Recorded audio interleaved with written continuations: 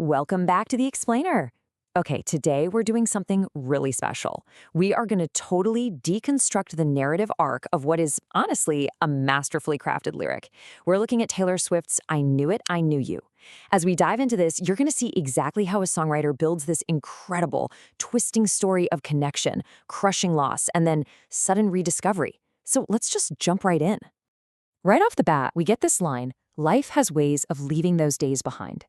This is our emotional baseline for the whole piece. It immediately pulls us right into that bittersweet nostalgia that really forms the core of the song. It speaks to that universal truth we've all felt at some point, how time just relentlessly moves on, right?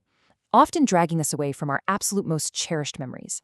So to really grasp the emotional intent here, we're going to break these lyrics down chronologically across three totally distinct eras. First up, we've got the summer youth, the distant past. Then the goodbye, defined by separation and a whole lot of doubt. And finally, tonight's reunion in the present day. Structuring it this way is going to show us exactly how that emotional tension is built from the ground up. All right, section 1, the beautiful past, that's summer youth. Look at this incredibly vivid opening imagery.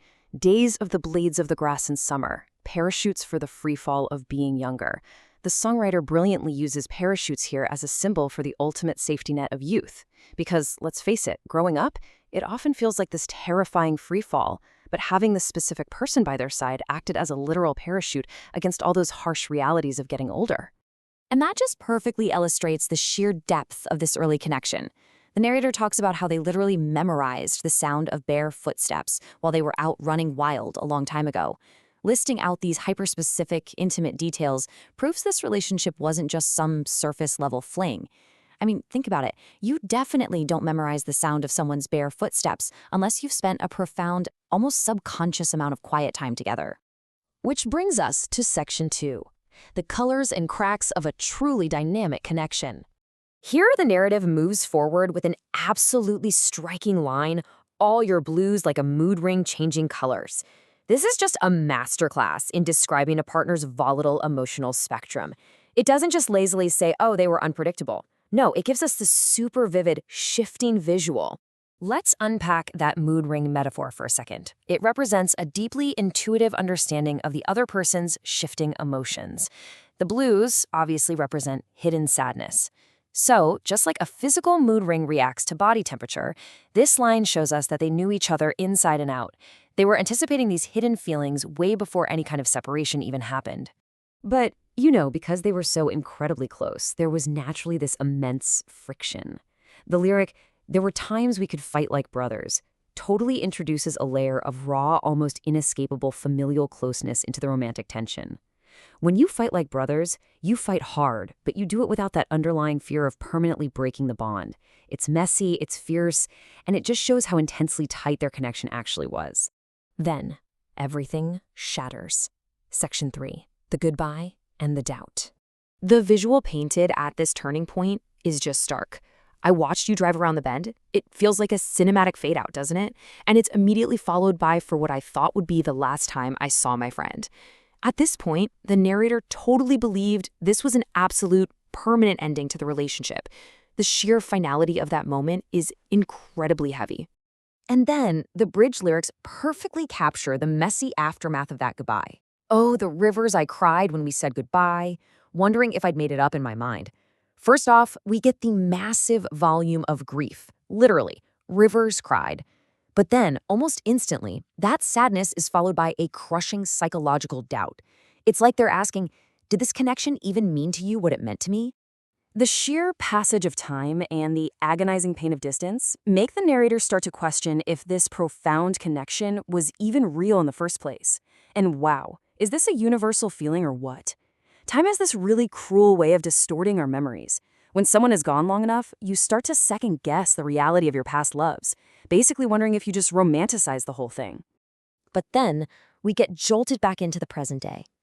Section 4, the reunion, an undeniable reality. Just look at how beautifully the songwriter handles the sudden collision of past and present. But love has ways of bringing things back to life. All you said was, hi. This is the absolute power of understatement in lyricism right here. They use a single, simple, one-syllable word, hi, to instantly shatter years of distance, tears, and agonizing doubt. It doesn't require some grand, dramatic monologue. The connection runs so deep that a simple, everyday greeting resurrects the whole shebang. And the lyrics paint such a highly cinematic picture of this reunion. Came back when it mattered, standing in the light of the window, wearing that same smile.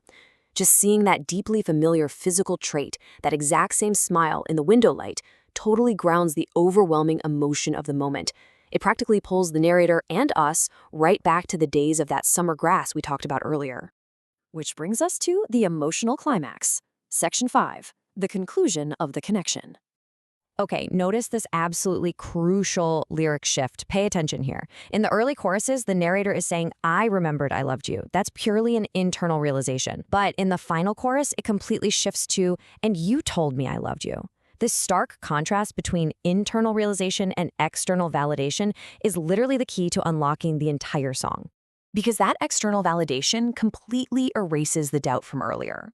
Remember, the narrator spent years wondering if I made it up in my mind. So when the other person essentially steps up and says, hey, I know how much you loved me, and guess what? I felt it too. That flip in the script becomes the absolute catharsis for the narrator. It's undeniable proof that the connection was completely real to both of them all along. Which perfectly leads right into this simple, totally flawless refrain. But I knew it. I knew you. We can look at this repetitive, titular final lyric as the ultimate conclusion of our story here. It's saying that despite the massive changes, the heartbreaking goodbyes, the tears, and those long years of doubt, true knowing withstands the test of time. The narrator's intuition was dead on. They didn't make it up. They knew it, and they knew them. So as we wrap up this explainer today, I really want to leave you with a bit of a provocative question to think about. Do you have a connection in your life that has ways of bringing things back to life? Seriously, take a second to think about your own past. Isn't it just fascinating how beautifully a well-written lyric can act as a mirror to our own deeply held memories? Thanks so much for hanging out with me to deconstruct this amazing piece of writing today. Keep exploring the music you love, and I'll catch you next time.